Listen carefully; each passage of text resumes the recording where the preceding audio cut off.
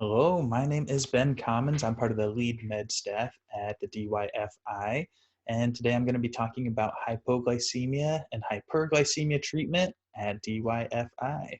So the objectives today, I want you to be able to identify high blood sugars or hyperglycemia, as well as low blood sugars and hypoglycemia, be able to recognize and respond to the signs of both hyperglycemia and hypoglycemia, know how to treat low blood sugars, understand when to check for ketones and why we even check for them in the first place, and then to be able to recognize emergency situations related to blood sugars.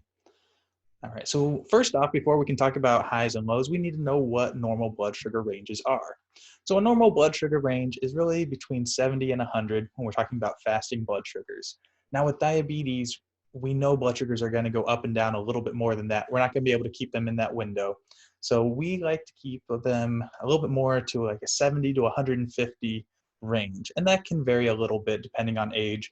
Our younger campers you may see a target range of about 80 to 150, as well as we change it for high intensity activities where we try to keep the blood sugar a little bit higher. These activities would be like swimming and our high ropes course. Often we'll try to keep blood sugars at about 140 to 180 to allow for some of that decreasing blood sugars that can happen when our campers are really active. So why do blood sugars go up and down? Why aren't we able to keep these blood sugars in this nice, neat little window? Well, there are a lot of factors that affect blood sugar levels.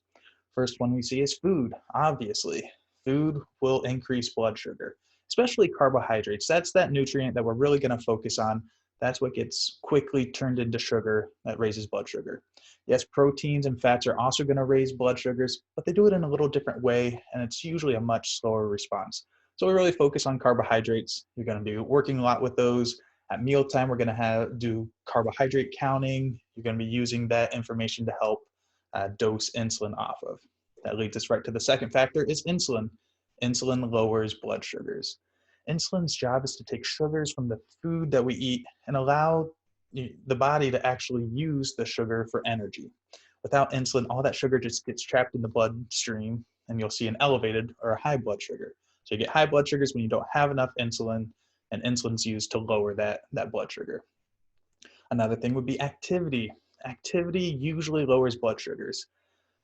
I say usually because sometimes if someone's really competitive and they get this big adrenaline rush whenever they're being active, sometimes we'll see that raise blood sugars. But generally, whenever you're active, you're doing this aerobic activity that's just moving along, you're going to be burning through sugar. We're going to see blood sugars start to fall at that point. Biological factors, hormones, stress, illness, all of these things can increase blood sugars. Environmental factors. We see that the sun and warm or hot days actually lower blood sugars. So you can do the same activity, and when it's sunny and hot out, we see that the blood sugars tend to fall a little bit more than they do even doing that same exact activity, but on a cold day. And then behaviors and decisions. These can either increase or decrease blood sugars, whether you're doing a good behavior, maybe a not so good behavior or decision that you're making. So these would be things like insulin timing, giving insulin at the right time, counting carbohydrates accurately, really knowing what you're eating, consistent blood sugar checking. These are things that our patients with diabetes have to deal with all day, every day, all these decisions that they have to make all throughout the day. Each one of them affects blood sugar, and it's a challenge to keep up with it all the time. So those are the things that affect it. And so with that, you have to know that blood sugars are going to fluctuate. They're going to go up and down. There's so many factors that affect your blood sugar. Even with precise insulin dosing and carb counting, there's going to be times where you're going to see some hypoglycemia and hyperglycemia. We do try to minimize how often our campers experience the lows and the highs, but they are going to happen. So one way how do we know what the blood sugars are? Well, we have set times where we check campers. So we're always going to check before meals, and then we do an evening check at around 8 or 9 o'clock. And then we usually have a snack time, and we'll check blood sugars again at around 11 or 12 o'clock. And then sometimes we'll check it at 3 a.m. and we'll kind of go through some of the reasons of why we check it at 3 a.m. for some campers. We'll also do a blood sugar check before highly active activities like swimming and the high ropes course that I had mentioned. And then you'll do an extra check anytime you have a camper that says that they feel low and they want to have their blood sugar checked, or anytime that you may notice that a camper might be acting or looking a little differently or showing some of the signs of hypoglycemia. which we'll be going through in just a little bit. So it is important to know what to do when your camper is experiencing hypoglycemia or hyperglycemia. That's what we're going to be talking about. So let's start off with hypoglycemia or a low blood sugar. So hypoglycemia is a blood sugar less than 70, and it must always be treated immediately.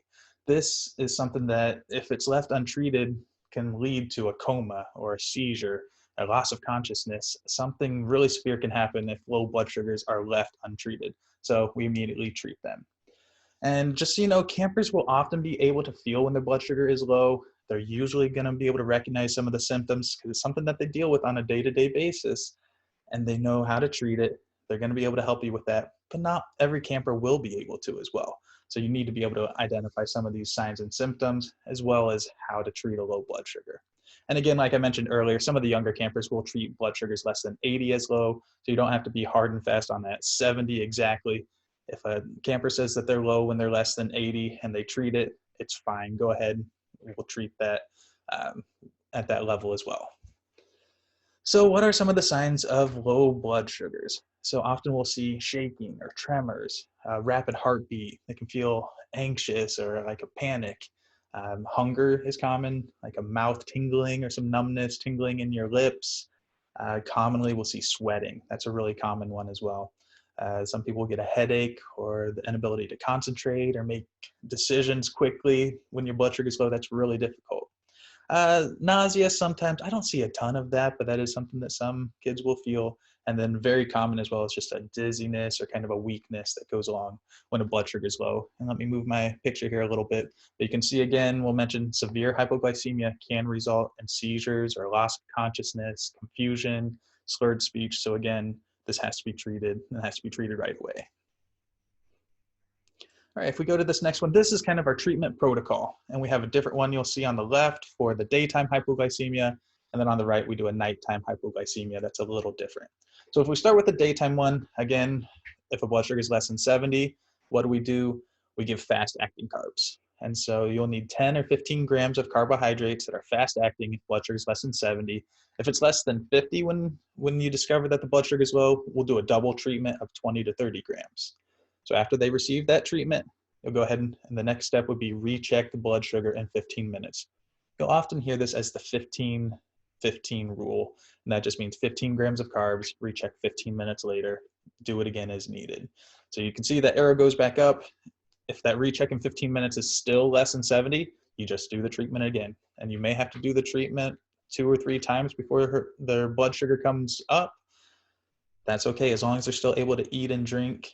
That's fine. You may have to do it multiple times. So just keep going through that cycle until the blood sugar is over 70. Once the blood sugar is over 70, we'll do kind of two steps. If you read that blue part, if it's going to be more than 1 hour until the next snack or until a meal, then we'll go ahead and give 15 grams of medium acting carbohydrates. This is just to help keep the blood sugar up until that next meal or snack. If it is going to be less than an hour until that snack or meal, you don't need to do anything extra. Once the blood sugar is over 70, we'll just go ahead and eat that meal or snack. Now, the nighttime hypoglycemia is just a little bit different. So we do a blood sugar check at, we'll call it bedtime, around 8 or 9 o'clock. And if you see that first section, we'll kind of read through. If the blood sugar is less than 70, we just do that treatment that we do even during the day. Give the 15 grams of carbs. If it's less than 50, give the 30 grams. We'll recheck in 15 minutes, and then we just keep repeating that cycle until the blood sugar is no longer less than 70. Then we'll give the long-acting carbs, and then we'll have them recheck the blood sugar then at the next time, at that 11 to 12 o'clock time. At this bedtime, if the blood sugar is in the 70 to 100 range, we'll go ahead and give the scheduled evening snack, which all the campers get a scheduled evening snack. But at this snack for the 70 to 100 range, we won't give insulin for the snack. We'll just use the snack to help boost the blood sugar a little bit. Then again, we'll recheck the blood sugar at 11 to 12 o'clock. If blood sugar is over 100, we don't need to do any further testing unless it's specially requested by parents to do a bedtime or overnight check. We'll give the scheduled evening snack, and they may need insulin if the carbs and blood sugar require it then. Then let's go down to the 11 to 12 o'clock time. Again, if blood sugar is low, that blue box, we're just doing the normal treatment. You should know that treatment by now, because we've gone through it a couple of times. If the blood sugar is between 70 and 100 at 11 o'clock to midnight, then we'll just give a long-acting treatment of carbs. But we will need to recheck blood sugar at 3 a.m. again. And then again, if the blood sugar is over 100, we don't need to do any extra treatment. We don't need to do any further testing until the next morning as normal before breakfast. So then if someone still needs to check at 3 a.m., again, if blood sugar is less than 70, we do the normal treatment. If blood sugar is at 70 to 100 at 300, we're going to give another long-acting treatment, and then we will recheck again before breakfast at the normal check time. Blood sugar is over 100, no extra treatment needed. We're just going to recheck before breakfast. And then we can refer to the camp treatment options for the examples of fast, medium, and long-acting carbohydrates, which I just so happen to have for you right here. So here's some examples of some low blood sugar treatment options. The common ones we'll see: glucose tablets, honey, or fruit juice. Those are the quick, fast-acting carbs that are going to raise blood sugars pretty quickly. Usually will work by 15 minutes. Blood sugars are normally already up, but it can continue to raise it for about 30 minutes. You'll see that last for amount of time there. Then some of our medium-acting carbs would be graham crackers. These can help keep blood sugars up.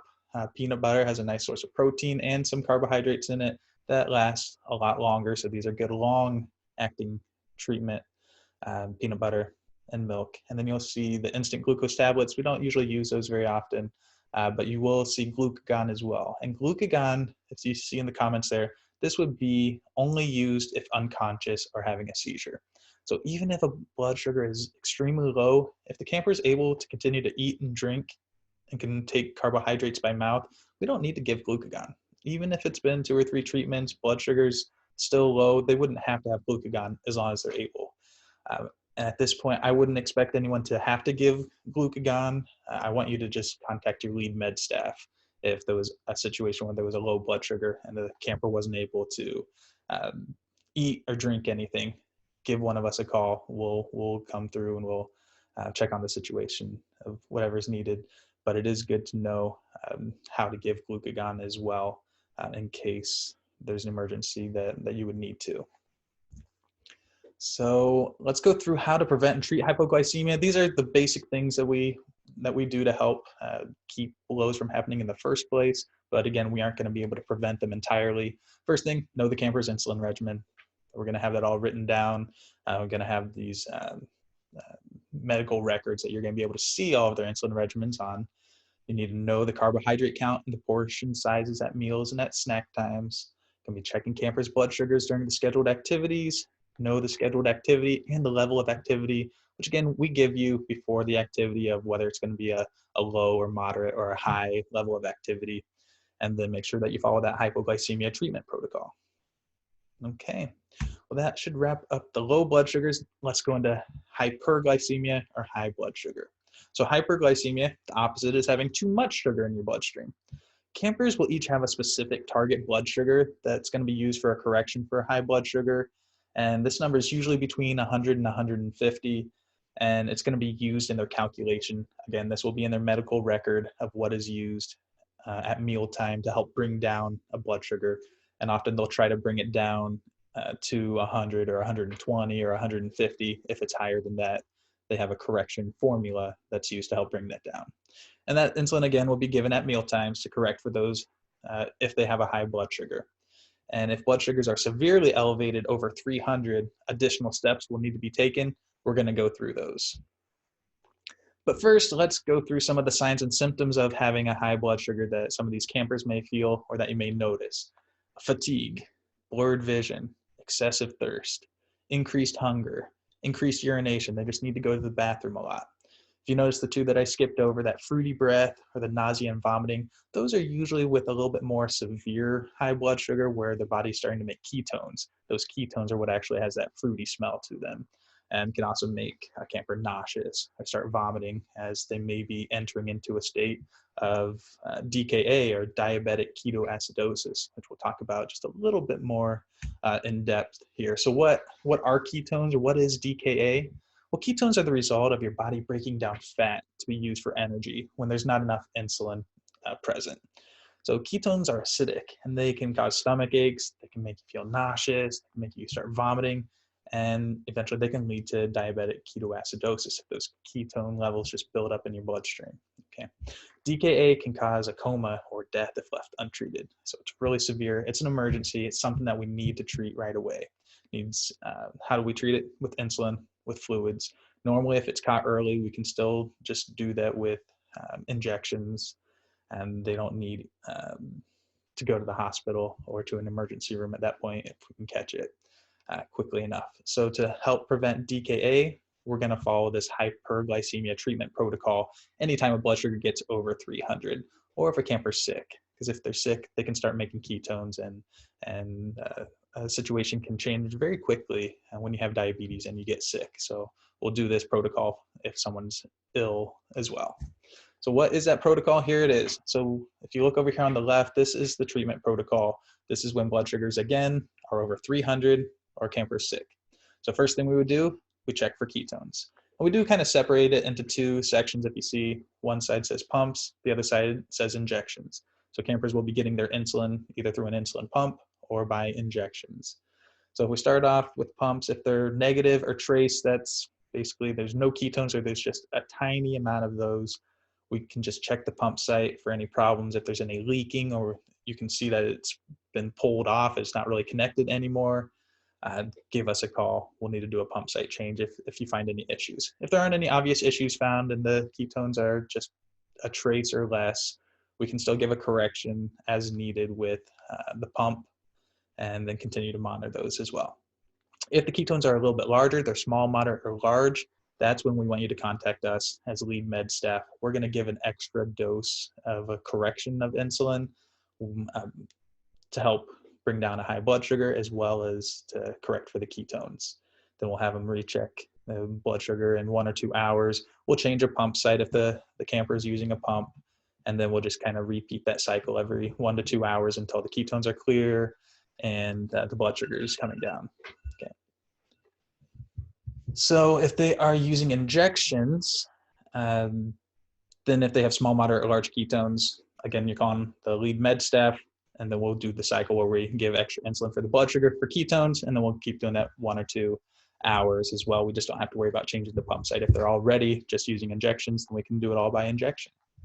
So if blood sugars are 100 to 300 and decreasing from the previous blood sugar, and the ketones are improving, then we don't need to do any further testing at that time. And if you want to go ahead, we use blood ketones, which you may be familiar with blood or urine ketone checks. This chart over here is useful to know whether it's normal, small, moderate, or large based on the concentration of ketones there in the blood. All right, so how to prevent and treat hyperglycemia and DKA. Well, again, this is similar to the hypoglycemia, is just being familiar with what's going on. Know the camper's insulin regimen, know the carbohydrate count, the meal count, and snack times. That's really going to help keep the blood sugars from going too high by knowing what the campers are eating. Make sure you're checking campers' blood sugars during the scheduled times, and follow the hyperglycemia and treatment protocol. Okay, and that really wraps up the hyperglycemia, the hypoglycemia. I hope you're able to better identify some of the signs and symptoms of highs and lows, as well as the treatment of that, and feel more comfortable with what to do in those situations. Okay. All right, well, this concludes this discussion, and I hope to see you all soon at camp. All right, take care. Goodbye.